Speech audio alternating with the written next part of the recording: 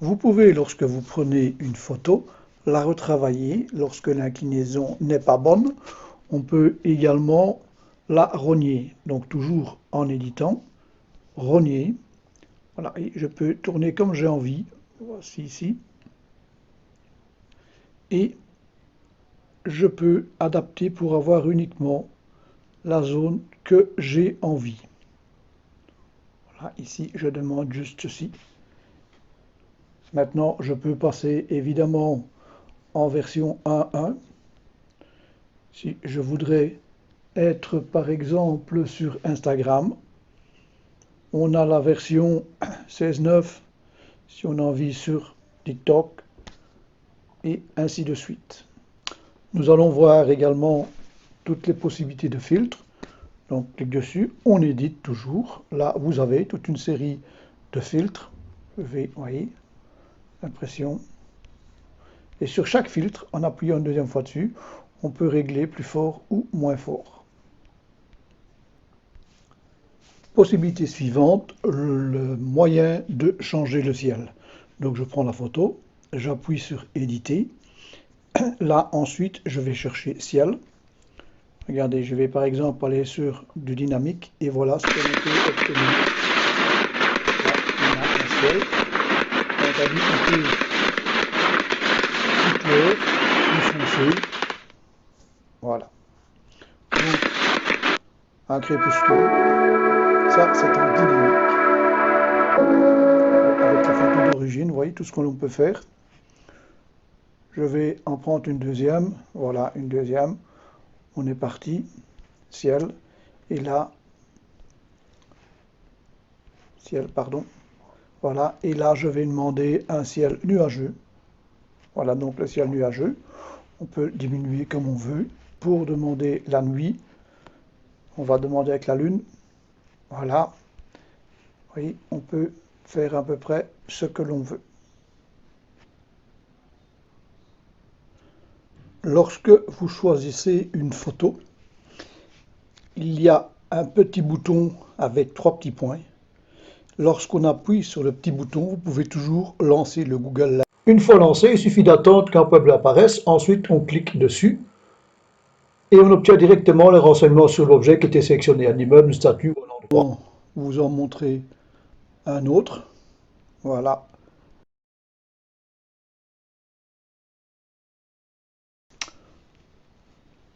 Nous allons voir l'astuce suivante, comment effacer certaines choses. C'est très simple avec le Xiaomi. On prend la photo, toujours aussi simple, éditer. On va tout simplement dans effacer. Je vais sélectionner la petite personne ici, effacer. Terminé. La deuxième, voilà.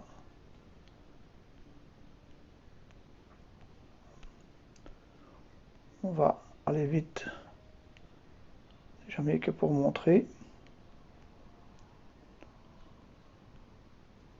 On peut également effacer des lignes ou des objets. Hein. Donc, et voilà à quoi ça ressemble. Sur certains Xiaomi, il y a également la possibilité d'avoir un capteur de 64 ou de 108 mégapixels. Donc ici, le voilà, je suis directement en 108.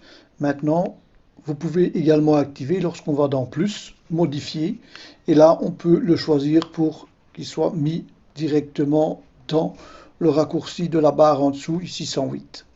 Je vais vous expliquer maintenant l'avantage de travailler avec un 108.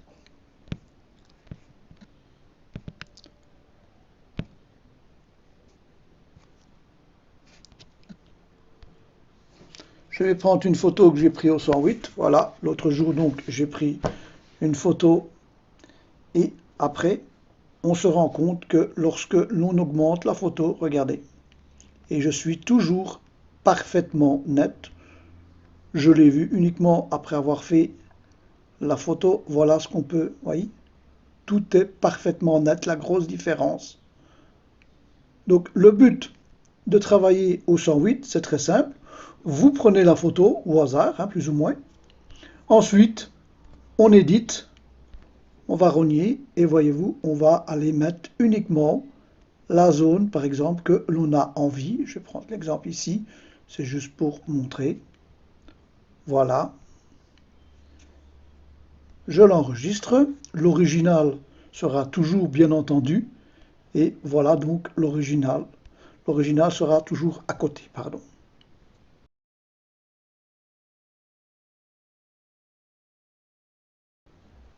Lorsque vous prenez une photo, sur les smartphones Xiaomi, vous avez différents petits points. Une fois, deux fois, 5 fois. On peut même faire un macro. Vous voyez ce que je veux dire par macro. Mais lorsque vous appuyez et que vous restez plus longtemps sur une des possibilités, voilà, vous pouvez toujours travailler après ici en manuel. Et on peut faire ce qu'on veut donc avec la barre ici pour le réglage. Il y a au-dessus ce que nous appelons AI, qui est l'intelligence artificielle. Cela veut dire que l'appareil photo va reconnaître directement s'il s'agit de paysage, s'il s'agit de nourriture, s'il s'agit d'une personne et il fera automatiquement les corrections. Petite astuce concernant l'effet miroir quand vous faites un selfie. Donc quand on appuie sur l'appareil pour pouvoir vous photographier face, voyez, généralement, si je fais une photo, il y a avant tout à savoir, on peut décocher, voyez, et on peut rectifier des parties du visage quand on clique sur la petite étoile. Autre possibilité, lorsque vous faites une photo, je vais prendre une photo ici de ce côté-ci. Voilà. Maintenant, je vais dans paramètres, et là, j'active l'effet miroir. Je refais la même photo au même endroit. Maintenant, nous allons directement aller voir dans la galerie et regarder. Première photo, deuxième photo. Voilà pour l'effet miroir. Voilà maintenant l'astuce numéro 10. Il s'agit de photos de nuit. Pour la photo de nuit, bon, je me suis rendu dans un endroit de nuit, j'ai fait une photo normale, voilà. Ensuite, je passe au même endroit et je mets sur nuit. Vous voyez, quand on va appuyer sur la photo de nuit, on ne bouge pas. La photo se prend et on voit que ça tourne pendant un certain temps. On ne bouge toujours pas, on attend. Parce que bon, le taux de lumière est complètement différent. Voilà, maintenant la photo est faite. On va pouvoir aller voir le résultat.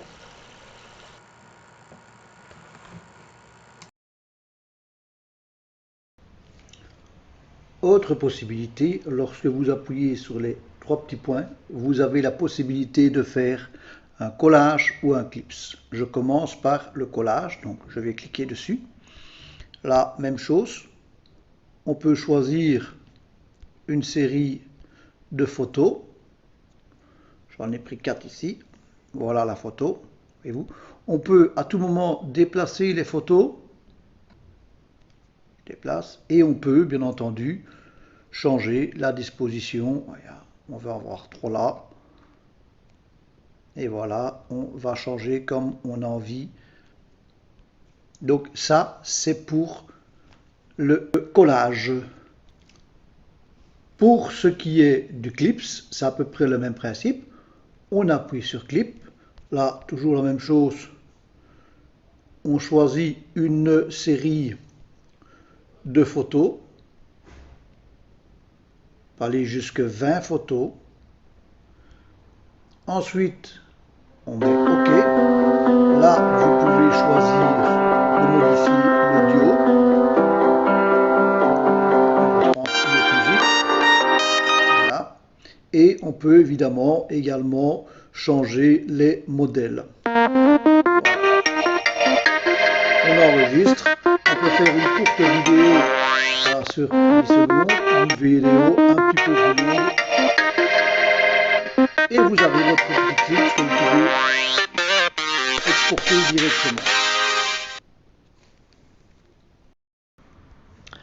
Il y a également de base sur le smartphone un éditeur vidéo. Donc je clique dessus après avoir appuyé ces trois petits points. On va choisir, je vais prendre ici deux vidéos.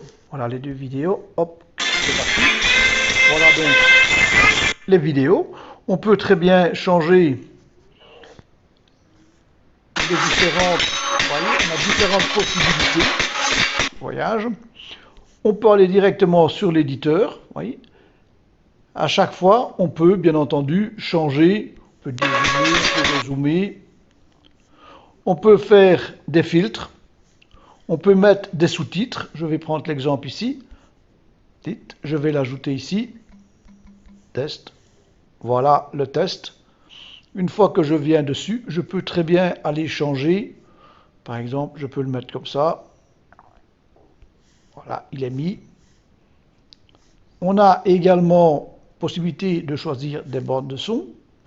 Et vous pouvez choisir le format 16:9 ou bien par exemple 9/16. Je reviens sur l'original. On peut très bien se mettre en 1:1 et il sera automatiquement fait.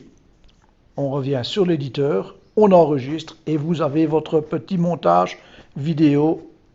C'est assez simple, mais généralement, on peut faire énormément de choses avec ce petit système qui est quand même d'origine chez Xiaomi.